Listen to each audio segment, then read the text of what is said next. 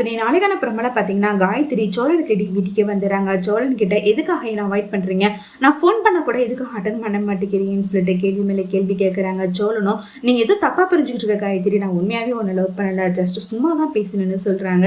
அடுத்து சேரன் அந்த இடத்துக்கு வந்து சோழனை கோவப்படுத்து திட்டுறாங்க. அடுத்து காயத்ரி கிட்டையும் நீ எதுவும் தப்பா புரிஞ்சுக்கிட்டோமா, சோழனுக்கு ஆல்ரெடி கல்யாணம் ஆயிடுச்சுமா, நிலா தான் ஒய்ஃப் அப்படிங்கிற விஷயத்த சொல்றாங்க. இதை கேட்டு காயத்ரி பயங்கரமா ஷாக்கை அழுதுகிட்டே அங்கிருந்து வந்துறாங்க.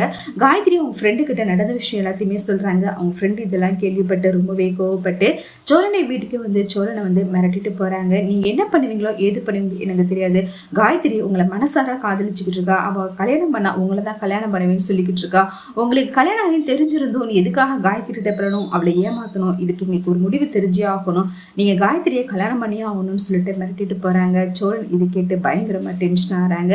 அடுத்து சேரன் சோழன் கிட்ட உனக்கு எதுக்கு நிலா மாதிரி ஒரு பொண்டாட்டி இருக்கும்போது எதுக்காக நீ காயத்ரி எல்லாம் பேசி பழகிட்டு இருக்க, நீ பண்ணது எவ்வளவு பெரிய தப்பு தெரியுமா, நீ எதுக்காக இவ்வளவு அசிங்கமா நடந்துக்கிட்டேன்னு சொல்லிட்டு சோழனை பயங்கரமா கோவப்பட்டு திட்டுறாங்க. சோழனும் இந்த சாக்கை எப்படியாவது பயன்படுத்தி நிலா மனசுல தான் இருக்கிறத எப்படியாவது வெளிக்கொண்டு வரணுங்கிறதுக்காக சோழன் சேரன் கிட்ட நீ தானா எனக்கு கல்யாணம் ஆயிடுச்சுன்னு சொல்லிக்கிட்டு இருக்க, நிலாக்கு எங்களுடைய கல்யாணமே ஒரு பொம்மை கல்யாணம் தான், அது அவங்களுக்கே தெரியும், அவங்களே இந்த கல்யாணத்தை ஒத்துக்காதப்ப நீ எதுக்காக நான் இதை விட்ட கோவப்படுற அப்படின்னு சொல்றாங்க. உண்மையிலேயே எங்க கல்யாணம் உண்மையா நடந்ததுன்னா அவங்களை வந்து சொல்ல பார்க்கலாம், அந்த பொண்ணு கிட்ட நான் தான் அவங்க புருஷன் கண்டிப்பா அப்பெல்லாம் சொல்ல மாட்டாங்க அப்படின்ட்டு வெளிப்பேத்திக்கிட்டு இருக்காங்க. நிலா அதை கேட்டு ரொம்பவே டென்ஷன் ஆகி அந்த பொண்ணுடைய வாழ்க்கையை காப்பாத்தணுங்கிறதுக்காக இப்ப என்ன உங்களுக்கு நம்ம கல்யாணத்தை அந்த பொண்ணுகிட்ட வந்து சொல்லணும், அவ்வளவுதானே, வாங்க நானே வந்து சொல்றேன்னு சொல்லிட்டு காயத்ரி கிட்ட நிலா எல்லா விஷயத்தையும் சொல்றாங்க. எங்க 2 பேருக்கும் ஆல்ரெடி கல்யாணம் ஆயிடுச்சு, நீங்க ஏதோ தப்பா புரிஞ்சுக்கிட்டீங்க, என்ன வெறுப்பேற்றுறதுக்காக தான் உங்ககிட்ட இந்த மாதிரிலாம் பேசினாரு அப்படின்னு சொல்லி புரிய வைக்கிறாங்க. காயத்ரி இதை கேட்டு ரொம்பவே ஃபீல் பண்ணி அழுகுறாங்க.